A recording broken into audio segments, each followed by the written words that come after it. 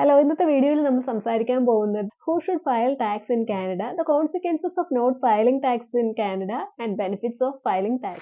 റെസിഡൻസും non റെസിഡൻസും ആയിട്ടുള്ളവർ കാനഡയിൽ ടാക്സ് ഫയൽ ചെയ്യേണ്ട ആവശ്യമുണ്ട്. അപ്പോൾ അതിൽ നമ്മൾ റെസിഡൻസിന്റെ കാര്യം ആദ്യം പറയാം. Canadian residents including newcomers and international students tax file ചെയ്യണം. നോൺ റെസിഡൻസ് ആണെന്നുണ്ടെങ്കിൽ അവർ ഏതെങ്കിലും രീതിയിൽ കാനഡയിൽ നിന്ന് ഇൻകം ഉണ്ടാക്കിയിട്ടുണ്ടെങ്കിൽ, അതായത് ബിസിനസ് ആയിട്ടോ ഇൻവെസ്റ്റ്മെന്റ് ആയിട്ടോ എംപ്ലോയ്മെന്റിന്റെ രീതിയിലോ അങ്ങനെ കാനഡയിൽ നിന്ന് അവർക്ക് ഇൻകം ഉണ്ടായിട്ടുണ്ടെങ്കിലും അവർ ടാക്സ് ഫയൽ ചെയ്യണം. നിങ്ങൾ ഫുൾ ടൈം അല്ലെങ്കിൽ പാർട്ട് ടൈം ജോബ് ചെയ്യുന്നവരാണെന്നുണ്ടെങ്കിൽ തീർച്ചയായിട്ടും നിങ്ങൾ ടാക്സ് ഫയൽ ചെയ്യണം. ടാക്സ് ഫയൽ ചെയ്താൽ മാത്രമാണ് നിങ്ങൾക്ക് ടാക്സ് റിട്ടേണിനുള്ള എലിജിബിലിറ്റി ഉണ്ടാവുകയുള്ളൂ.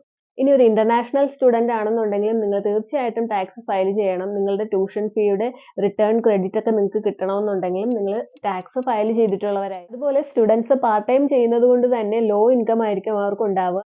ഇൻകം ലോ ആയിട്ടുള്ളവർക്കുള്ള ബെനിഫിറ്റ് കിട്ടണമെന്നുണ്ടെങ്കിലും നമ്മൾ ടാക്സ് ഫയൽ ചെയ്തിരിക്കണം. ഇനി നമുക്ക് ടാക്സ് ഫയൽ ചെയ്തില്ലെങ്കിലുള്ള കോൺസിക്വൻസസ് എന്തൊക്കെയാണെന്ന് നോക്കാം. ലോസ് ഓഫ് ബെനിഫിറ്റ് അതാണ് ഒന്നാമത്തേന്ന് പറയുന്നത്. നമ്മൾ ടാക്സ് ഫയൽ ചെയ്തിട്ടില്ല എന്നുണ്ടെങ്കിൽ നമുക്ക് കിട്ടേണ്ട ബെനിഫിറ്റ്സ് ക്രെഡിറ്റ്സ് ഒന്നും തന്നെ കിട്ടുകയില്ല.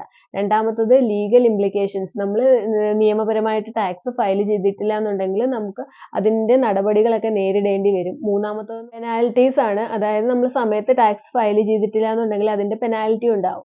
അടുത്തതായിട്ട് ബെനിഫിറ്റ്സ് ആണ്. നമുക്ക് ടാക്സ് സമയത്ത് നമ്മൾ ഫയൽ ചെയ്തിട്ടുണ്ടെങ്കിൽ നമുക്ക് GST, HST credit, child care benefit, tuition tax credit ഒക്കെ നമുക്ക് കിട്ടുന്നതാണ്.